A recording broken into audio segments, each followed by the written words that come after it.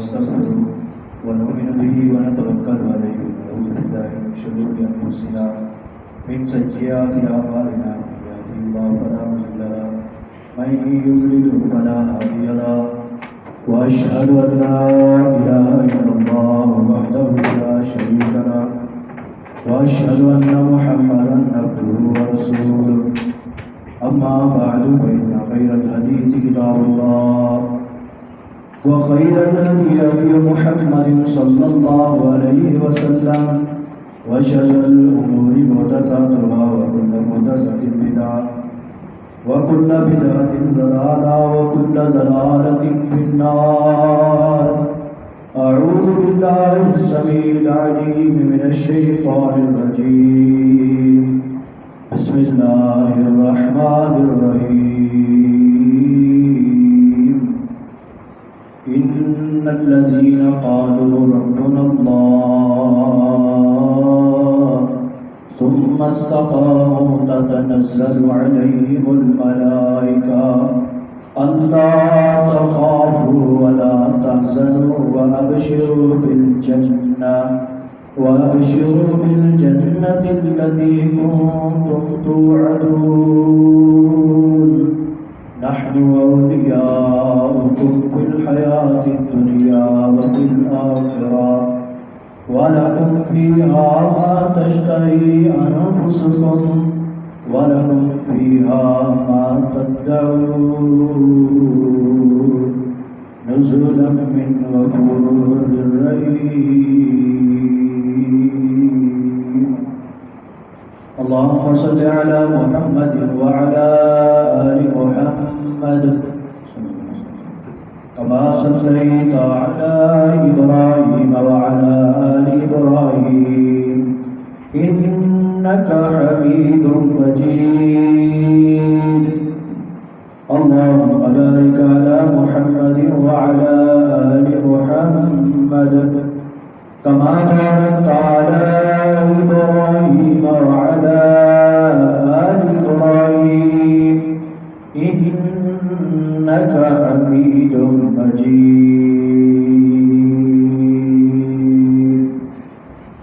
رب اشرح لي صدري ويسر لي أمري واحلل عقدة من لساني يفقهوا قولي. رب زدني علما رب زدني علما سبحانك لا علم لنا إلا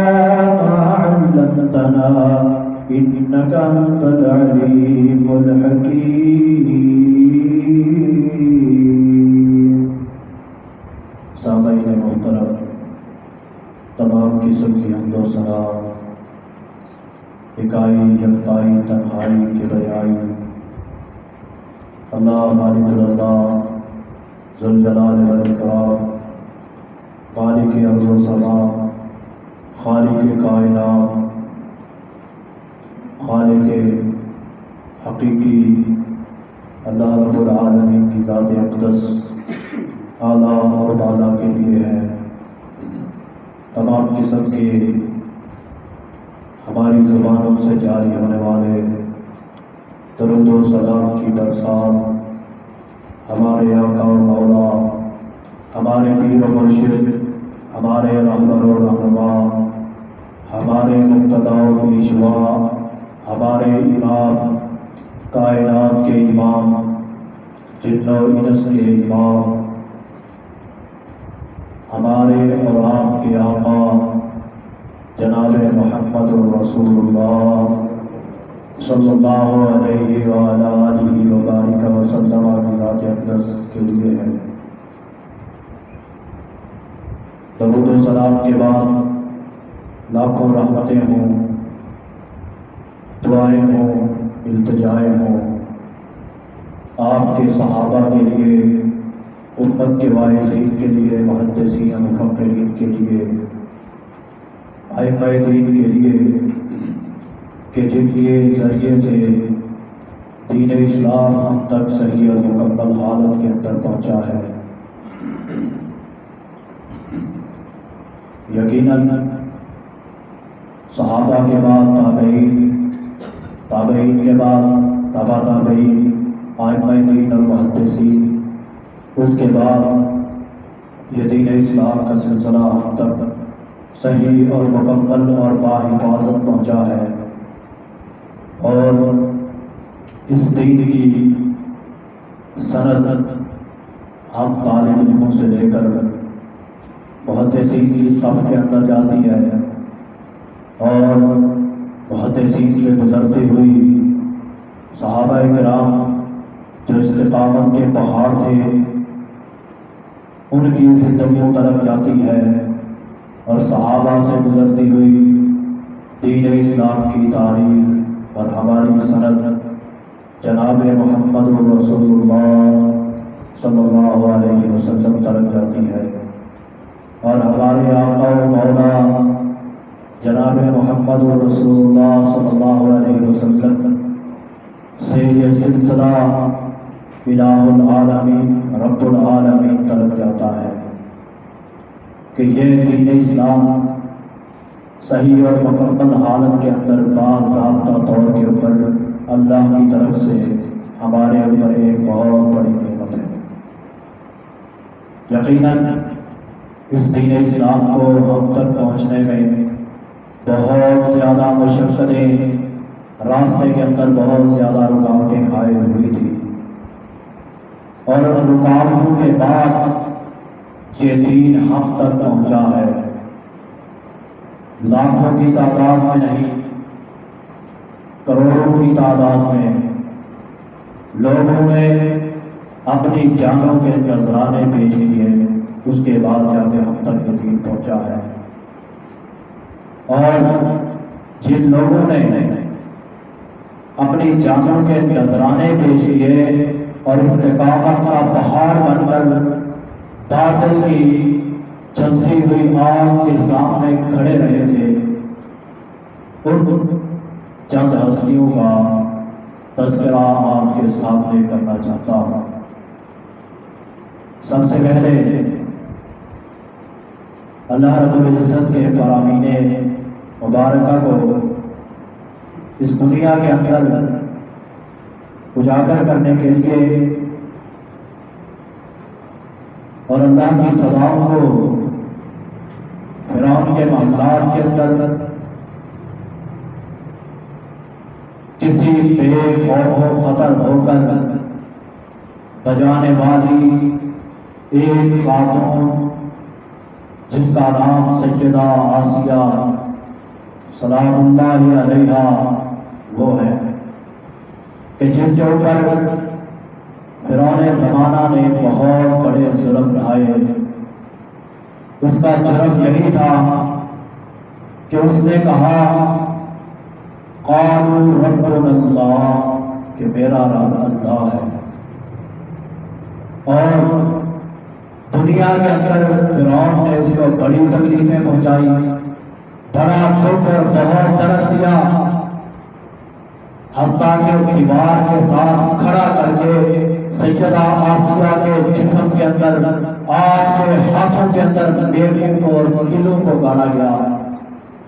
اسی وجہ سے فرعون کو قرآن کے اندر وہ فرعون ذی الاوتاد، کہ فرعون جو میخیں گاڑنے والا تھا وہ کوئی زمین کے اندر میخیں نہیں گاڑا کرتا، بلکہ وہ سیدہ آسیہ رضی اللہ تعالی عنہا اس کے جسم مبارکہ کے اندر میخوں کو اور کیلوں کو گاڑا کرتا تھا، اور پھر سیدہ آسیہ استقامت کا پہاڑ بن کے کھڑی رہی، اور اللہ رب العزت نے آج تک سیدہ آسیہ کے ذکر خیر کو قرآن مقدس کا حصہ بنا دیا ہے، اور اس بات کا اعلان کر دیا کہ ضرب اللہ مثلا للذین کفروا امرأۃ لوط وامرأۃ لوط كانتا تحت عبدین من عبادنا صالحین فخانتاہما فلم یغنیا عنہما من اللہ شیئا وقیل ادخلا النار مع الداخلین۔ اور آگے وضرب اللہ مثلا للذین آمنوا امرأۃ فرعون، کہ اللہ نے فرعون کی بیوی کی مثال کو قرآن مجید کے اندر بیان کیا اور فرمایا کہ جب اس کے اوپر فرعون اپنے ظلم کو توڑ رہا تھا، تو وہ اس بات کا اعلان کر رہی تھی، اس قالت رب ابن لی عندک بیتا فی الجنہ، اس نے کہا اے اللہ میں تیری رضا پہ راضی ہوں۔ فرعون جتنا بھی ظلم کرتا رہے، جتنے بھی ستم کرتا رہے، لیکن ایک ہی سوال ہے، اس قالت رب ابن لی عندک بیتا فی الجنہ، کہ میرے لیے اپنے قریب ایک گھر تعمیر کر دے جو میری بقا کے لیے اور سالمیت کے لیے کافی ہو جائے۔ اور وہ گھر اللہ رب العزت نے اسی کی پکار کے اوپر فوراً تعمیر کر دیا کہ جس گھر کو رسول اللہ صلی اللہ علیہ وسلم معراج کی رات کے اوپر جب گئے تھے، آپ کو چند ایک کے لوگوں کے محلات کی زیارت کروائی گئی، سیدہ مریم کے محل کی زیارت کروائی گئی، سیدہ آسیہ کے محل کی زیارت بھی کروائی گئی، سیدنا بلال کے محلوں کی زیارت بھی کروائی گئی، سیدنا عمر بن خطاب کے محلات کی زیارت بھی کروائی گئی، سیدنا خباب بن عرب کے محلات کی زیارت بھی کروائی گئی۔ بات کرنے کا مقصد یہ ہے، جو اسلام کے اوپر ڈٹی رہی سیدہ آسیہ رضی اللہ تعالی عنہا، اس کے عظیم الشان محل کو اللہ رب العزت نے جنت کے اندر رسول اللہ صلی اللہ علیہ وسلم کو دکھلا دیا۔ کیا وجہ تھی؟ جتنی بھی مشکلات آئی، جتنی بھی تنگیاں آئی، فرعون کی بات کو نہ مانا، فرعون کی بات کو نہ مانا، بلکہ اللہ رب العزت کی بات کے اوپر ڈٹی رہی اور اسی کے اوپر قائم رہی۔ آج اسی بات کو ہمارے معاشرے کے اندر دیکھا جائے، ہمارے معاشرے کے اندر دیکھا جائے، تھوڑی سی سردی آئی، نماز گھر میں وضو ہوتا نہیں، وضو کی تنگیاں، پانی ٹھنڈا ہے، چھوٹی چھوٹی مشکلات، یہ کوئی مشکل نہیں ہے۔ اگر ان کے مد مقابل دیکھا جائے تو یہ کوئی مشکل نہیں ہے۔ آج اگر کوئی مسلمان دارالکفر کے اندر رہ کر اسلامی شریعت کے اوپر عمل کر رہا ہے تو ان کی نسبت ان کا عمل کرنا بھی کوئی مشکل نہیں ہے، کیونکہ انہوں نے جتنی تکلیفیں برداشت کی ہیں دین کے لیے، اسلام کے لیے، وہ ایک اسلام کی روشن تاریخ بن جاتی ہیں۔ سیدہ مریم رضی اللہ تعالی عنہا، نہ سیدہ مریم کوئی نبیہ تھی، نہ سیدہ آسیہ کوئی نبیہ تھی، بلکہ اللہ کی نیک عورتیں تھیں۔ ایک تو بات ہوتی ہے کہ انبیاء،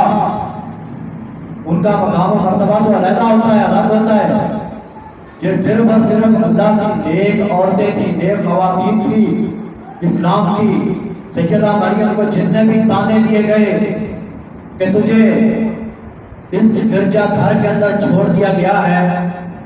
تو یہاں پہ رہے گی، تیرے ساتھ کوئی بدکاری کر لے گا، لیکن اس نے کسی کی بات کو کچھ نہ سنا۔ اللہ رب العزت نے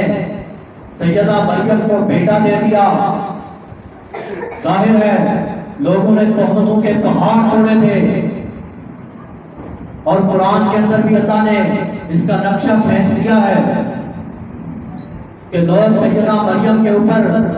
سلامت اللہ علیہا طرح طرح کی تہمتیں لگا رہے تھے۔ حدیث رسول کے اندر آتا ہے کہ اس وقت کے لوگ کہہ رہے تھے سیدہ مریم نے فلاں شخص کے اوپر نام لے کر کہہ رہے تھے کہ فلاں شخص کے ساتھ اس نے بدکاری کر لی ہے۔ چاہیے تو یہ تھا، اتنا بڑا الزام لگ رہا تھا، سیدہ مریم نے کہا کاش آج کے دن سے قبل میں مر جاتی، وہ مجھ سے بہتر تھا۔ جتنا میرے اوپر تان و تشنیع کو کھڑا جا رہا ہے اور تہمتوں کے پہاڑوں کو توڑا جا رہا ہے، اس سے بہتر تھا کہ میں مر جاتی، دنیا کے سامنے زندہ نہ ہوتی۔ لیکن اللہ رب العزت کی طرف سے ایک بہت بڑی آزمائش تھی، بہت بڑا ایک آزمائش کا سبق تھا جو امت محمدیہ کو اور پوری کائنات کو دیا گیا۔ انہوں نے بھی اللہ رب العزت کے ساتھ تعلق کو نہ توڑا، بلکہ کہا، اپنے بیٹے کی طرف اشارہ کر کے کہنے لگی اس سے پوچھ لو یہ تمہیں بتا دے گا۔ اور بیٹے نے بھی کہا قال انی عبد اللہ آتانی الکتاب وجعلنی نبیا، کہ میں اللہ کا بندہ ہوں۔ مقصد بات کرنے کا کیا ہے؟ اگر کوئی بندہ اسلام کے اوپر چلتا ہے، ایمان کے اوپر چلتا ہے، اللہ کے راستے کے اوپر چلتا ہے، دنیا کے اندر اگر لوگ اس کے مخالف بھی ہو جائیں، رب اس کا ساتھ کبھی نہیں چھوڑتا، رب اس کے ساتھ ہوتا ہے۔ دنیا اس کو جتنا بھی دبانا شروع کر دے، رب اس کو کبھی رسوا نہیں ہونے دیتا۔ آج ہم اس بات کا تصور اپنی زندگی کے ساتھ تو کریں کہ ہمارا تعلق اللہ رب العزت کی ذات کے ساتھ کتنا ہے۔ سیدنا ابراہیم علیہ السلام واقعات تو سنتے رہتے ہیں، ذکر کرنے کا مقصد یہ ہے کہ ان کے واقعات سے سن کر آپ کا ایمان تازہ ہو جائے، آپ کو اسلامی تاریخ کے بارے میں پتہ چل جائے کہ کس طرح کس مشکل حالت کے اندر انہوں نے اسلام کو کبھی ترک نہیں کیا، کبھی چھوڑا نہیں ہے۔ سیدنا ابراہیم علیہ السلام کو پوری دنیا کی سب سے بڑی آگ جلائی گئی، آسمان و زمین کے درمیان اس آگ کے اوپر سے کوئی پرندہ بھی گزرتا تھا تو اس آگ کے اندر جل کر گر جاتا تھا، اتنا زیادہ اس کی تپش تھی آگ کی۔ تیار کر کے سامنے سیدنا ابراہیم کو لایا گیا، اے ابراہیم ہمارے بتوں کی مخالفت کرنا چھوڑ دو، چاند ستاروں کی پوجا کا انکار چھوڑ دو، ورنہ آپ کو یہ سزا ملنے والی ہے کہ آپ کو اس تپتی ہوئی آگ کے اندر پھینک دیا جائے گا۔ سیدنا ابراہیم علیہ السلام نے اس جلتی ہوئی آگ کی کوئی پرواہ نہ کی، اور جب اس قوم نے سیدنا ابراہیم علیہ السلام کو آگ کے اندر پھینک دیا، اللہ رب العزت نے آگ کو حکم جاری کر دیا، یا نار کونی بردن و سلاما علی ابراہیم، اے آگ تیرا کام تو جلانا ہے، لیکن آج میرا ابراہیم تیرے اندر آ رہا ہے، آج تو اس کے لیے ایک گلو گلزار بن جانا، ایک چمنستان بن جانا، اس کے لیے ایک کھلنے والا ایک چمنستان بن کے سامنے آ جانا، اس کو جلانا نہیں ہے، اور اتنا ٹھنڈا بھی نہ ہو جانا کہ میرے ابراہیم کو ٹھنڈک محسوس ہونا شروع ہو جائے۔ بردن و سلاما علی ابراہیم، ٹھنڈی بھی ہو جا اور سلامتی والی بھی ہو جا، میرے ابراہیم کو کوئی تکلیف بھی نہ پہنچے۔ جو بندہ اسلام کے اوپر چلتا ہے، ایمان کے اوپر چلتا ہے، اللہ کے ساتھ تعلق کو مضبوط رکھتا ہے، اللہ رب العزت کی رسی کو نہیں چھوڑتا، اللہ رب العزت ایسے شخص کو کبھی بھی ضائع نہیں کرتا، چاہے اس کو آگ کے اندر بھی پھینک دیا جائے، چاہے اس کو دریاؤں سے پہاڑوں سے بھی گرا دیا جائے، کشتیوں کے اندر بھی گرا دیا جائے۔ اصحاب الخدود کا واقعہ سامنے ہے، سید فرعون کی لونڈی کا واقعہ سامنے ہے۔ فرعون کی لونڈی، اس نے کسی عورت کو کہا، کسی عورت نے فرعون کی لونڈی سے پوچھا کہ بتا تیرا رب کون ہے؟ کہنے لگی میرا رب اللہ ہے۔ تو اس نے کہا کہ اللہ کون ہے فرعون؟ اس نے کہا نہیں، اللہ الذی خلق السماوات والارض، اللہ رب العزت کی ذات تو وہ ذات ہے کہ جس نے آسمان و زمین کو پیدا کیا ہے۔ تو فرعون کو پتا چلا کہ میری لونڈی مجھے خدا ماننے سے انکار کر رہی ہے، مجھے رب ماننے سے انکار کر رہی ہے۔ تو فرعون زمانہ نے ظلم کے پہاڑوں کو توڑنا شروع کر دیا اور اپنی لونڈی کے پہلی بیٹی کو ایک گرم آگ کے پانی کے اندر، گرم پانی کے اندر پھینک دیا اس کی بیٹی کو، اور سامنے اپنی لونڈی کو کھڑا کر دیا۔ فرعون کہنے لگا، کہتے اب بھی فرعون میرا رب ہے، ورنہ تیرے 4 اور بچے باقی ہیں، ایک ایک کر کے میں سب کو اسی آگ اسی گرم پانی کے کڑاہے کے اندر پھینک دوں گا۔ ایک کو پھینکا، کوئی اثر نہ پڑا، کہنے لگی میرا رب اللہ ہے۔ دوسرے بچے کو پھینکا، کوئی اثر نہ پڑا، تیسرے کو پھینکا، چھوٹے سے معصوم سے بچے کو ہاتھ میں اٹھایا ہوا تھا، فرعون کی لولی نے ہاتھ سے کھینچا، دل کے اوپر چوٹ لگی، لیکن اپنے دل کو سنبھالا اور کہا ربی اللہ الذی خلق السماوات والارض وخلقنا، ہمارا رب تو وہ رب ہے کہ جس نے آسمان اور زمین کو پیدا کیا ہے اور ہم کو بھی اسی نے پیدا کیا ہے۔ اس بچے کو بھی آگ کے اندر کڑاہے کے اندر پانی کے گرم پانی کے کڑاہے کے اندر پھینک دیا، جھلس کر رہ گئے، 5 بچوں کو جلا دیا گیا، کہا اب تیری باری ہے، تجھے برہنہ کر کے اس آگ کے کڑاہے کے اندر پھینک دیا جائے گا۔ آسمان کی طرف نگاہوں کو اٹھایا، ذرا دل کو تسلی ملی، ذرا دل کو تسلی ملی، کہنے لگی پھر ربی اللہ الذی خلق السماوات والارض، میرا رب تو وہ ہے جس نے آسمان اور زمین کو بنایا ہے اور ہم کو بنایا ہے۔ فرعون نے اپنے لوگوں کو حکم دیا، اپنے مشیروں کو حکم دیا، وزیروں کو حکم دیا، نوکر چاکروں کو حکم دیا کہ اس کو برہنہ کر کے اسی آگ کے کڑاہے کے اندر گرم پانی کے اندر پھینک دیا جائے۔ لوٹی کو برہنہ کر کے پھینک دیا گیا، لیکن اللہ کے ساتھ تعلق کو نہیں چھوڑا۔ رسول اللہ صلی اللہ علیہ وسلم نے فرمایا جب مجھے معراج کے وقت آسمان کی سیر کروائی گئی تھی، میں نے فرعون کی لوٹی کا محل سیدہ عائشہ کے محل کے ساتھ دیکھا تھا رضی اللہ تعالیٰ عنہ۔ اصحاب الاخدود کے واقعات ہمارے سامنے ہیں۔ ایک جادوگر تھا، بوڑھا ہو چکا تھا، اور ایک بادشاہ تھا۔ بادشاہ نے کہا اب تم بوڑھے ہو چکے ہو، اب تم بوڑھے ہو چکے ہو، اپنے جادو کا جو علم ہے وہ اس ہماری سلطنت کے ذہین و فطین بچے کو دے دیا جائے تاکہ آپ کے علم، آپ کا جادو کا علم ضائع نہ ہو جائے، رائگاں نہ ہو جائے۔ اس نے ایسا ہی کیا، سلطنت کے ذہین و فطین بچے کی تلاش کی گئی، ڈھونڈا گیا،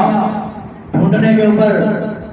اس شہر کا، اس کی سلطنت کا، بادشاہ کی سلطنت کا ذہین و فطین بچہ ملا۔ جس وقت وہ بچہ مل گیا، بادشاہ نے اس کی ڈیوٹی لگا دی کہ تو نے صبح کو رات اس جادوگر کے پاس جانا ہے، بوڑھے جادوگر کے پاس جا کر علم جادوئی کو سیکھنا ہے۔ اب وہ جا رہا ہے، صبح شام جا رہا ہے، راستے کے اندر اس کو ایک عیسائیت اس وقت عروج پہ تھی، کیونکہ عیسیٰ علیہ السلام کیا ہے بعد کا واقعہ ہے۔ تو وہاں پہ ایک راہبر جو اللہ کا ولی تھا اور یہ اللہ میں سے تھا، عیسائیت کے اوپر چلنے والا تھا، کفر کے اوپر چلنے والا نہیں تھا، وہ راستے کے اندر مل گیا۔ تو اس ذہین و فطین بچے نے اس کے پاس بھی وقت دینا شروع کر دیا، اس جادوگر کے پاس لیٹ جانا، اس جادوگر نے پوچھنا کہ لیٹ کیوں آیا ہے۔ بچہ کہہ دیتا تھا کہ گھر سے آج لیٹ آیا ہوں۔ جب گھر آتا تھا تو گھر والوں کو یہ کہہ دیتا تھا کہ آج مجھے جادوگر کے پاس سے لیٹ ہو چکی ہے۔ اسی طرح اس نے جادوگر کے پاس بھی جاتا رہا اور راہبر کے پاس بھی جاتا رہا۔ جس وقت اس نے جادوگر کے علم کو سیکھ لیا، جادوگر کے علم کو مکمل کر لیا، تو اس نے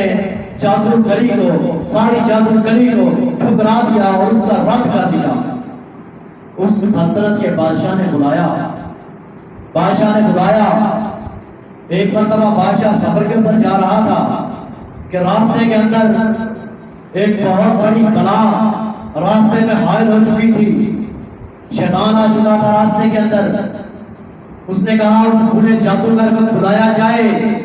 کہ اس بلا کو راستے کے اندر سے ختم کر دے، ٹال دے۔ اس بوڑھے جادوگر کو بلایا گیا، بوڑھے جادوگر نے بڑا زور لگا لیا۔ بادشاہ کہنے لگا اب یہ جادوگر کے بس کی بات نہیں ہے، کیونکہ یہ بوڑھا ہو چکا ہے، اس کا جادو کا علم ختم ہو چکا ہے، لہٰذا جس بچے کو جادو سکھایا گیا ہے اس بچے کو بلایا جائے اور وہ اس بلا کو راستے سے ہٹا دے گا۔ اب بچے کو بلایا گیا، بچے نے جو جادو سیکھا تھا اس کو کچھ نہیں کہا، اس نے کہا یہ جادو سے نہیں ہٹے گی، میں ایک کلمہ اللہ کا نام لے کر اس کے اوپر پڑھتا ہوں اور پٹی پھینکتا ہوں، یہ خود بخود راستے کے اندر سے ہٹ جائے گا۔ اس نے کہا وہ کون سا کلمہ ہے؟ اس نے بسم اللہ پڑھی اور پٹی کے اوپر پھونک مار کے اس کے اوپر پھینکا اور شیطان تھا راستے سے ختم ہو گیا۔ تو دیکھتے ہی دیکھتے سلطنت کے لوگ اس بچے کے ہاتھ کے اوپر بیعت کرنا شروع کر دی اور اس بادشاہ کی سلطنت دن بہ دن ختم ہوتی چلی گئی، ٹوٹتی چلی گئی اور عیسائیت کا رواج بڑھتا چلا گیا، عیسائیت بڑھتی سے بڑھتی چلی گئی۔ اس کے اوپر بیعت کر کے اسلام کے اندر داخل ہوتے رہے، حتیٰ کہ ایک وقت آ گیا بادشاہ کے اپنے مشیر و وزیر بھی، نوکر و چاکر بھی اس کے ساتھ ملنا شروع کر دیا۔ بادشاہ نے ان سب کے لیے ایک خندق کو کھودا، جو ایمان لائے تھے اس بچے کے اوپر ایمان لائے تھے، ان سب کے لیے ایک خندق کو کھودا، جس کو اصحاب الخدود جن کو کہا جاتا ہے، جن لوگوں کو اس خندق کے اندر پھینکا گیا، اس خندق کے اندر آگ کو جلایا گیا۔ آگ کو جلانے کے بعد بادشاہ نے دربار لگایا، سارے لوگوں کو بلایا، کہنے لگا، بادشاہ کہنے لگا جو بندہ آج یہ کہتا ہے کہ میرا رب اللہ ہے، میری سلطنت کا انکار کرتا ہے، آج اس کو اس خندق کے اندر آگ کے اندر پھینک دیا جائے گا اور اسے جلا دیا جائے گا۔ لوگوں نے استقامت کو اپنائے رکھا اور خندق کے اندر ایک ایک کر کے ہزاروں لوگوں کو اس آگ کی خندق کے اندر زندہ جلا دیا گیا۔ بادشاہ نے ان کو زندہ پھینک دیا، لیکن ایمان کو اور اسلام کو انہوں نے نہیں چھوڑا۔ آج بھی اللہ رب العزت نے ان کے جو تذکرے تھے، ان کے بیانات تھے، ان کی استقامت تھی، ان کو اللہ رب العزت نے آج بھی قرآن مقدس کا حصہ بنا دیا ہے۔ اور وہ تو اس وقت بھی باغات جنت کے اندر سیروں کے اندر مگن ہوں گے جنہوں نے استقامت کو نہیں چھوڑا۔ صحابہ کے اوپر آ جائیے، صحابہ کرام رضی اللہ عنہم، خبیب کا واقعہ آپ نے سنا ہوا ہے رضی اللہ عنہ۔ خبیب کو کافروں نے قید کر لیا تھا، قید کرنے کے بعد خبیب کو کہا گیا کہ آپ کو کل صبح صبح سولی کے اوپر چڑھا دیا جائے گا۔ خبیب نے کہا، خبیب کو کہا صرف آپ زبان سے یہی کلمے کہہ دو کہ رسول اللہ صلی اللہ علیہ وسلم ہمارے لیڈر نہیں ہے، سچے نبی نہیں ہے، ہم ان کے اوپر ایمان نہیں لاتے، صرف زبان سے جاری کر دو، ہم آپ کو آگ کے اندر نہیں پھینکیں گے، آپ کو سولی کے اوپر نہیں چڑھائیں گے۔ خبیب نے کہا تم نے مجھ کو سولی کے اوپر تو چڑھا دینا ہے، لیکن میری ایک گزارش ہے آپ سے کہ آپ مجھے اتنا ٹائم دے دیں کہ میں دو رکعتیں اللہ کے لیے تختہ تار کے اوپر چڑھنے سے پہلے 2 رکعتیں پڑھ کے اللہ کو سجدہ کر دوں، اللہ کو یاد کر دوں۔ خبیب نے جلدی سے 2 رکعتیں پڑھی تاکہ کافر یہ نہ سمجھے کہ خبیب موت سے ڈر گیا ہے۔ موت کے وقت سولی کے اوپر چڑھا، سولی کے قریب پہنچا، کہنے لگا لستو ابالی حین اقتل مسلما، مجھے کوئی پرواہ نہیں ہے اگر میں اسلام کی حالت کے اندر قتل کر دیا جاؤں، اسلام کی حالت کے اندر مجھے موت آ جائے۔ خبیب کو سولی کے اوپر چڑھا دیا گیا، لیکن استقامت کا اتنا بڑا پہاڑ تھا، استقامت کی اتنی بڑی چٹان تھی، ایمان کو نہیں چھوڑا، رسول اللہ کے ساتھ عقیدت کو نہیں چھوڑا، پیار کو نہیں چھوڑا، سولی کے اوپر چڑھ گیا۔ برا صاحب آئے، خبیب کی والدہ آئی، خبیب کی اولاد آئی، آگے دیکھا، کہنے لگے الفاظ کہے تو کیا کہے، ہمارا ماں کے الفاظ تھے، ایمان والی تھی،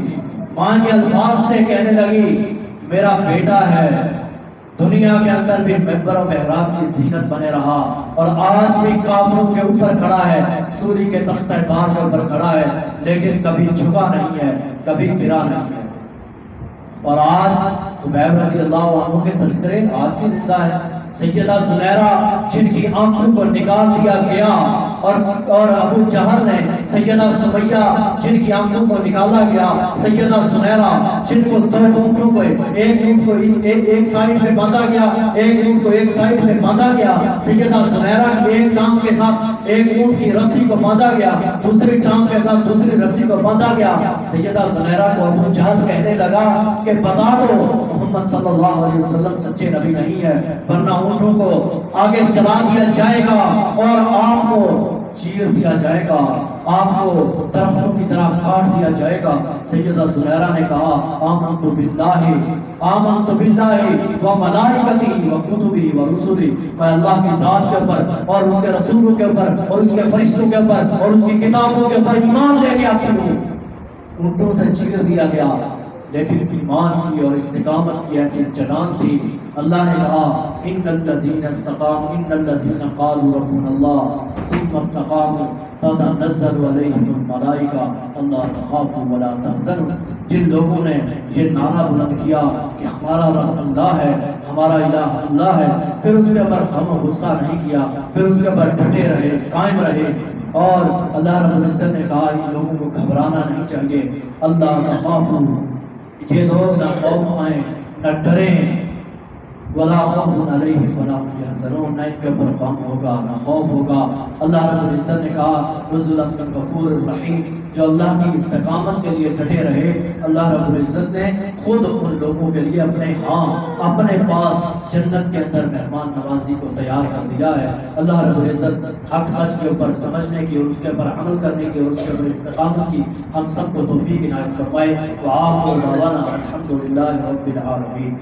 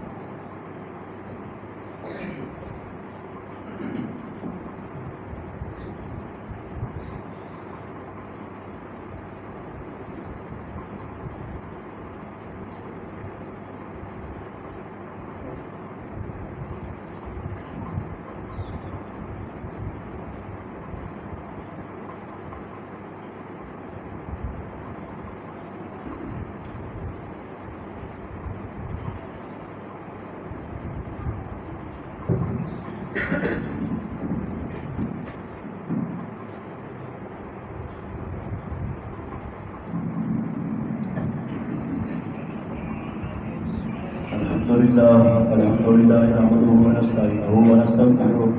ونؤمن به ونتوكل عليه ونعوذ بالله من شرور انفسنا من سيئات اعمالنا من يهده الله فلا مضل له من يضلل فلا هادي له واشهد ان لا اله الا الله واشهد ان محمدا عبده ورسوله اما بعد فان خير الحديث كتاب الله وخير الهدي محمد صلى الله عليه وسلم وشر الأمور محدثاتها وكل محدثة بدعة وكل بدعة ضلالة وكل ضلالة في النار أعوذ بالله السميع العليم من الشيطان الرجيم بسم الله الرحمن الرحيم إن الذين قالوا ربنا الله ثم استقاموا تتنزل عليهم الملائكة۔ ایک تو سوالات تھے کہ ہمارے معاشرے کے اندر کئی ایک الفاظ ایسے ہیں جو بے شمار عام ہو چکے ہیں کہ لفظ مرشد یا مرشد ایک دوسرے کو کہا جاتا ہے، اس کی وضاحت کرتے ہیں۔ مرشد کہتے ہیں رہنمائی کرنے والا، مرشد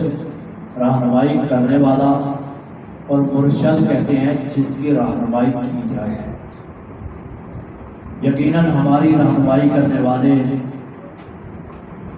ہمارے رسول ہیں، ہمارے امام جناب محمد صلی اللہ علیہ وسلم ہیں،